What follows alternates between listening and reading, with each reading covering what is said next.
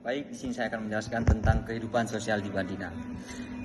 Bisa kita ketahui, Madinah adalah nama baru dari Yastrib yang awalnya wilayah ini dikenal dengan nama Yastrib. Peristiwa terpenting dalam sejarah Islam, Nabi Muhammad SAW hijrah ke sana, nama Yastrib berubah menjadi Madinah. Nah, yang berarti kota atau lebih spesifik kota Nabi.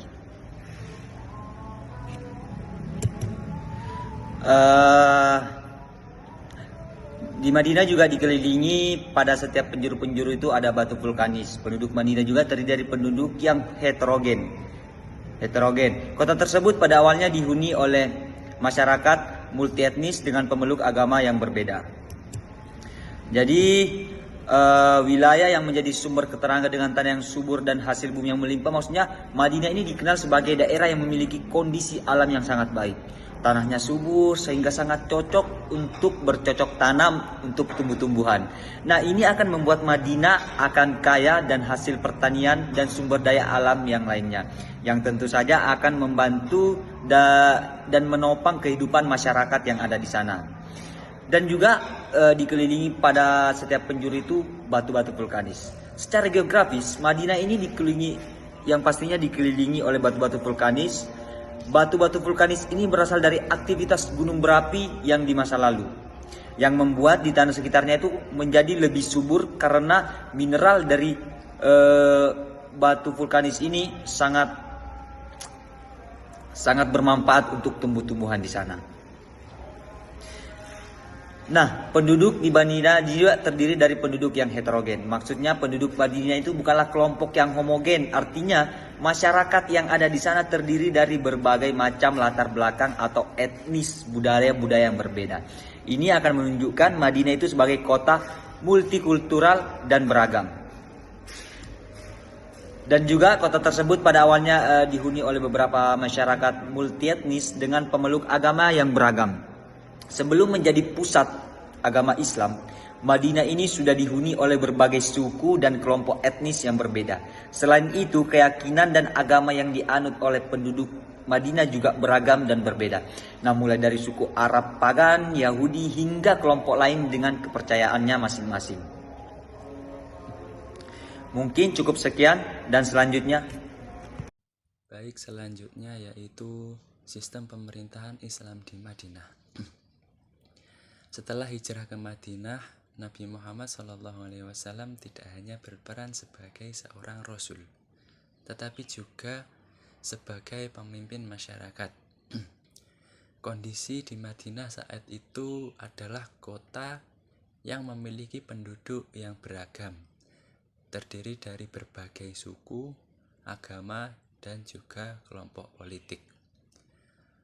Suku-sukunya diantara lain yaitu suku Aus dan Khazraj.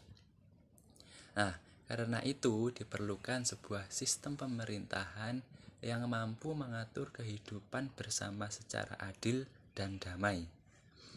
Nabi Muhammad SAW membangun pemerintahan yang bersifat demokratis, toleran, dan juga heterogen. Semua kelompok, baik muslim maupun non-muslim, diberi ruang untuk hidup aman dan damai. Hal ini terlihat jelas dalam Piagam Madinah, yaitu perjanjian tertulis yang dianggap sebagai konstitusi tertulis pertama di dunia. Isi piagam tersebut menekankan beberapa hal penting, di antaranya yang pertama, kaum muslim dipersatukan sebagai satu umat. Yang kedua, kaum Yahudi dan kelompok lain diberi kebebasan beragama. Yang ketiga, semua pihak berkewajiban menjaga keamanan Madinah bersama. Yang keempat, jika terjadi perselisihan, keputusan akhir diserahkan kepada Nabi Muhammad SAW. Nah, selain Piagam Madinah, sistem pemerintahan Islam, Rasulullah juga menerapkan sistem persaudaraan atau bisa disebut mu'akhoh antara kaum muhajirin dan ansor.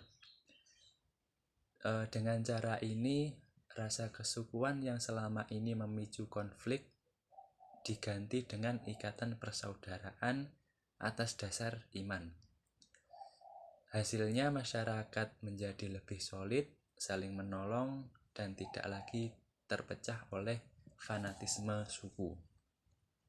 Selain itu, Rasulullah juga menerapkan menggunakan masjid yang juga dijadikan sebagai pusat pemerintahan, di mana Masjid Nabawi yang dibangun tidak hanya berfungsi sebagai tempat ibadah, tetapi juga tempat musyawarah, pendidikan, pengadilan, hingga pusat diplomasi.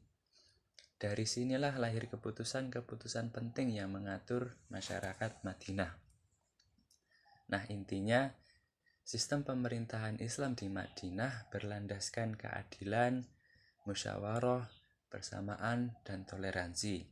Dan jika ada permasalahan, semua akan diarahkan kepada Rasulullah SAW. Inilah yang menjadikan Madinah tumbuh sebagai masyarakat yang kuat, damai, dan menjadi model awal bagi peradaban Islam dunia.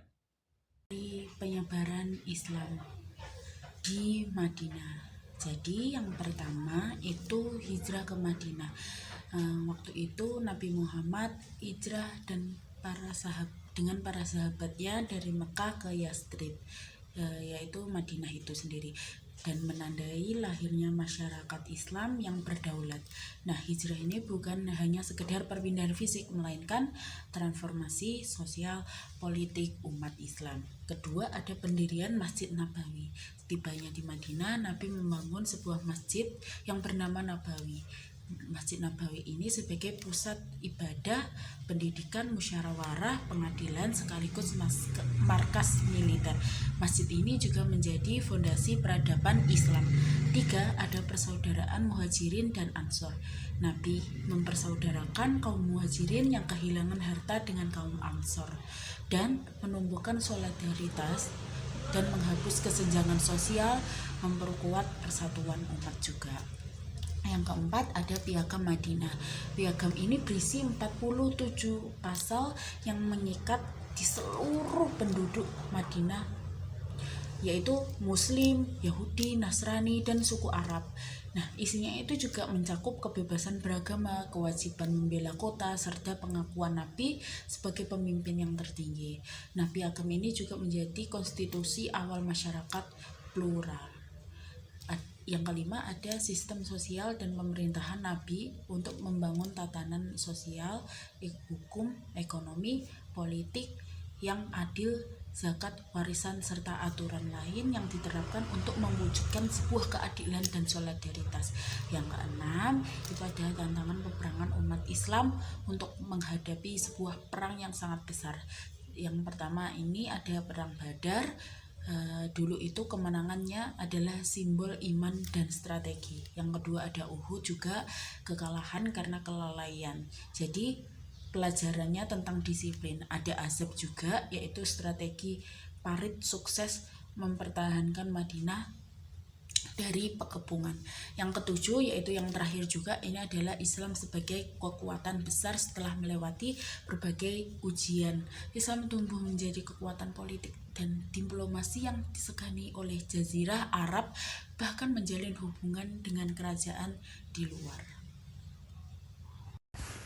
Selanjutnya di sini adalah nilai-nilai pendidikan karakter yang terkandung dalam peristiwa hijrah Nabi Muhammad dan bagaimana diterapkan kepada anak SD. Yang pertama ada sifat tanggung jawab. Jadi Nabi Muhammad tidak bertugas hanya menyampaikan wahyu, tetapi juga sebagai pemimpin yang bertanggung jawab penuh terhadap pengikutnya. Beliau berusaha memindahkan umat Islam dari Mekah yang tidak aman menuju Madinah yang lebih damai agar mereka bisa hidup dengan aman, tentram, dan tenang. Nah, dari nilai tanggung jawab ini bisa diterapkan kepada anak SD dengan cara mengajarkan mereka untuk bertanggung jawab dengan hal-hal kecil, dengan tugas atau barang-barang yang mereka miliki. Contohnya, mereka bisa merapikan alat tulis setelah digunakan, kemudian mereka juga bisa mengerjakan PR dengan tepat waktu atau menjaga kebersihan kelas. Selanjutnya yang kedua di sini ada sifat pemberani. Nah, perjalanan ini adalah sesuatu hijrah ini adalah perjalanan yang sangat beresiko.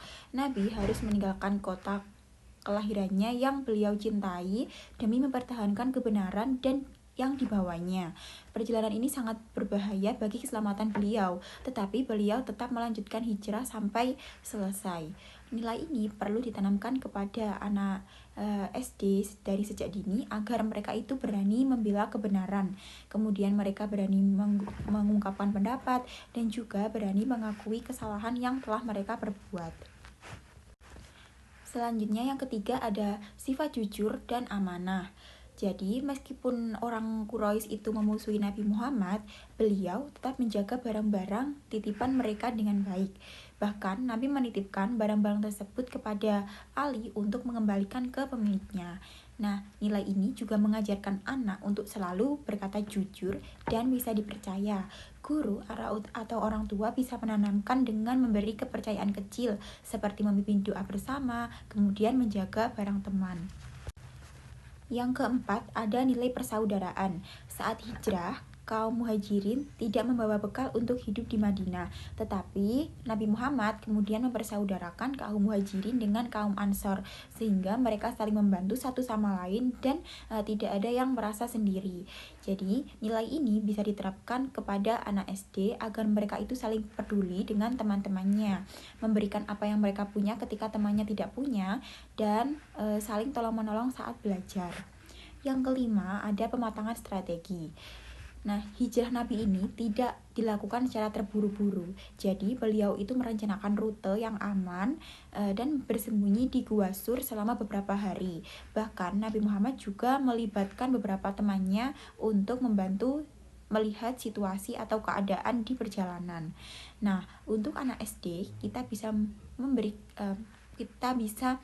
menerapkannya dalam mengenalkan pentingnya merencanakan sesuatu sebelum bertindak. Contoh, membuat jadwal belajar sebelum ujian, kemudian menyiapkan perlengkapan sebelum kegiatan sekolah. Nah, kemudian yang terakhir ada kesabaran dan ketabahan. Nabi dan para sahabat harus menghadapi hinaan, cacian, dan dalam keadaan bahaya saat proses hijrah. Tetapi mereka selalu tetap sabar, tabah hingga akhirnya bisa sampai di Madinah dengan selamat.